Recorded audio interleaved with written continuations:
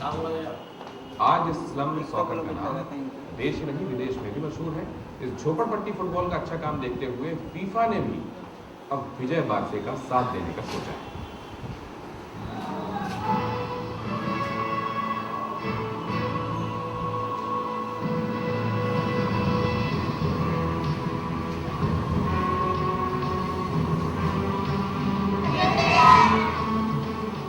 इस खेल का इतना विस्तार हुआ कि अब इस खेल को देश के साथ साथ विदेश में भी खेला जाने लगा है। वहां के लोग इस सोच को सराहने लगे हैं और इसे अपनाने भी लगे हैं। बच्चों ने यहां ऐसी लगन दिखाई कि यहां के कई बच्चे और भी फुटबॉल सेंटर में फुटबॉल सिखाने जाते हैं। दरअसल ये झोपड़पट्टी फुटबॉल फीफा की तरह ही काम करता है और फीफा भी इस झोपड़पट्टी फुटबॉल को मदद करती है।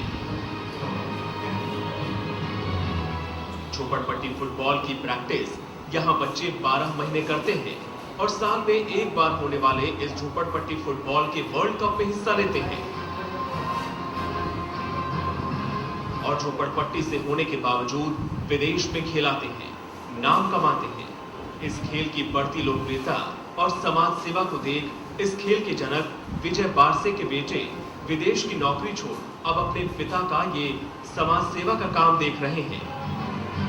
कुछ दिनों बाद में मुझको ऐसा महसूस हुआ कि मैं केवल अपने आप के लिए जी रहा हूँ और मैं अपने आप को कंपेयर करने लगा मेरे पिताजी के साथ में, जो सोशल वर्क में काफ़ी इन्वॉल्व थे, जो झोपड़पट्टी के बच्चों के साथ में काम कर रहे थे और इस वजह से काफ़ी बच्चों के जीवन में वो बदलाव ला रहे थे। ये देख के मुझको ऐसा लगा कि नहीं, मैं भी अपने ज़िंदगी में ऐसा कुछ लाना चाहता हूँ कि जिसकी वजह से मैं अपने लिए नहीं बल्कि बाकी लोगों के लिए भी कुछ कर सकूँ।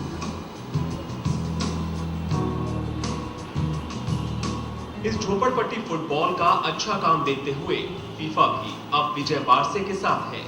फीफा इस तरह फुटबॉल को बढ़ावा देने वाली और समाज सेवा करने वाली मुहिम के लिए फंड भी जारी करता है और अब विजय बारसे इसकी मदद से ये अकादमी चला रहे हैं और बच्चों को कपड़ा, फुटबॉल, जूते, खाना सब मुहैया करवाया जाता है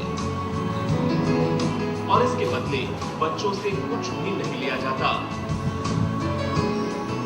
फीफा इस अकादमी को फंड तो देता ही है, साथ ही इन बच्चों को फुटबॉल में माहिर करने के लिए कोच भी भेजता है।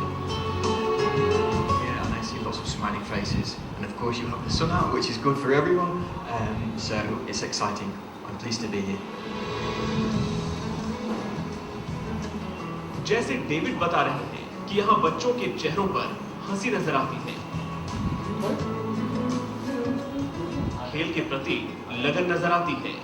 यही इस झोपड़पट्टी फुटबॉल का असली मकसद है। स्लम सॉकर चाहता है कि बच्चे तंग गलियों से निकले, अच्छा सोचें और अच्छा पढ़ लिख कर आगे बढ़ सकें। यही समाज सेवा का काम इन्हीं झोपड़पट्टी के इन बच्चों को इतना प्रभावित कर रहा है कि बच्चे भी बड़े होकर कुछ ऐसी ही समाज सेवा करना चाहते हैं। ये वर्ल्ड कप के लिए उस तरह की ट्रेनिंग भी इनको दी जाती है कि वो इंटरनेशनल लेवल पे मेसी, रोनाल्डिनो की तरह बन सके। जो बच्चा खुद गरीब हो, झोपड़पट्टी में रहता हो, वो बच्चा खुद समाज सेवा की बात करे, ये इस मिशन की सफलता को ही बताता है। झोपड़पट्टी फुटबॉल विजय बारसे और उनके परिवार के लिए फुटबॉल का गेम नहीं बल्कि एक मिशन बन गया है और उनके इस मिशन में फीफा भी उनके साथ है।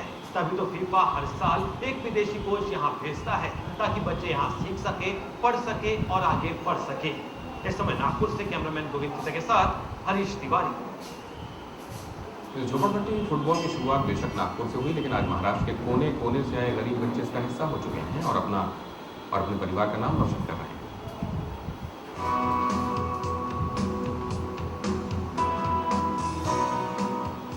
झोपड़पट्टी फुटबॉल की शुरुआत महाराष्ट्र के नागपुर से हुई और हर कोई जानता है कि महाराष्ट्र किसानों की आत्महत्या के लिए जाना जाता है, उस पर भी विदर्भ, जहां पर हर 8 घंटे में एक किसान आत्महत्या कर लेता है। ऐसे में इस खेल का फायदा महाराष्ट्र के बच्चों को भी मिला। ये होमकांत है जो विदर्भ के यवतमाल का रहने वाला है और पिछले कई सालों से यही इस स्लम सॉकर में रह रहा है और आज यहां का मुख्य कोच बन चुका है। होमकांत जिस यवतमाल से आता है वो महाराष्ट्र का सबसे किसान आत्महत्या प्रभावित इलाका है। यहां तक कि होमकांत के चाचा ने भी कर्ज में दबे होने की वजह से आत्महत्या कर ली थी।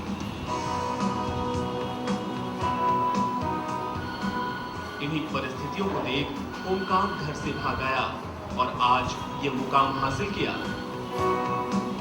अपने आप को डिस्टर्ब कर लेता था, क्या किस तरह से स्थिति आ गई या कि लोग छोटे छोटे चीज़ों के लिए डिस्टर्ब कर रहे हैं, या वो डर मेरे घर वालों को इसलिए सता रहा था कि लोग दिन ब दिन आत्महत्या कर रहे हैं और जब लोग आत्महत्या कर रहे हैं तो अब इसको काम करना भी जरूर, अगर ये काम नहीं करेंगे तो घर कैसे चलेंगे और खाएंगे क्या। तो इस तरह से प्रॉब्लम वहाँ पे चल रही थी। मेरे घर वालों ने मेरे ऊपर प्रेशर डालना शुरू कर दिया था कि तुझे खेलना है, पर उस प्रेशर से बचने के लिए मैं अपने आप को फुटबॉल की तरफ झोंक लेता था। होमकांत जब यहाँ आया तो उसके मन में फुटबॉल के प्रति जुनून था, लगन थी और घर की परिस्थिति देख जीतने की ललक थी। होमकांत ने मन लगाकर फुटबॉल खेली और इस झोपड़पट्टी फुटबॉल में नाम कमाया और करीब 5 वर्ल्ड कप इस झोपड़पट्टी फुटबॉल की ओर से खेले और न जाने कितने बार विदेश की यात्राएं की। आज होमकांत एक अच्छा खिलाड़ी है और साथ ही वो पढ़ाई भी कर रहा है और हाल ही में 76% के साथ उसने अपना ग्रेजुएशन भी पूरा कर लिया है। खास बात यह है कि झोपड़पट्टी फुटबॉल सिर्फ लड़कों के लिए ही नहीं बल्कि लड़कियों के लिए भी है और लड़कियां भी जानती हैं कि अगर वो मन लगाकर खेलेंगी तो वो भी आगे बढ़ेंगी। यानी प्रैक्टिस करने के बाद ही कुछ कर पाऊंगी ऐसा नहीं। यहाँ इस झोपड़पट्टी फुटबॉल का मकसद बच्चों को बहुत बड़ा फुटबॉल का खिलाड़ी बनाना नहीं है, बल्कि इनका मकसद है गरीब झोपड़ी में रहने वाले बच्चों का फुटबॉल के माध्यम से भविष्य तैयार करना, जिसके लिए यहाँ बच्चों को कंप्यूटर सिखाया जाता है और बच्चों के रुचि के हिसाब से उन्हें पढ़ाई के लिए प्रोत्साहित किया जाता है। जिन झोपड़पट्टी के बच्चों के पास पढ़ने के लिए पैसे नहीं होते, पढ़ने की ललक नहीं होती, वो बच्चे यहाँ पढ़ रहे हैं, आगे भी बढ़ रहे हैं, यहाँ तक कि इन्हें परीक्षा में 76% तक के अंक भी हासिल हो रहे हैं। ये इसी झोपड़पट्टी फुटबॉल का जादू है। झोपड़पट्टी के बच्चों को यहाँ फुटबॉल तो सिखा ही जाती है, साथ ही जीवन जीने का सही तरीका भी यहाँ बताया जाता है।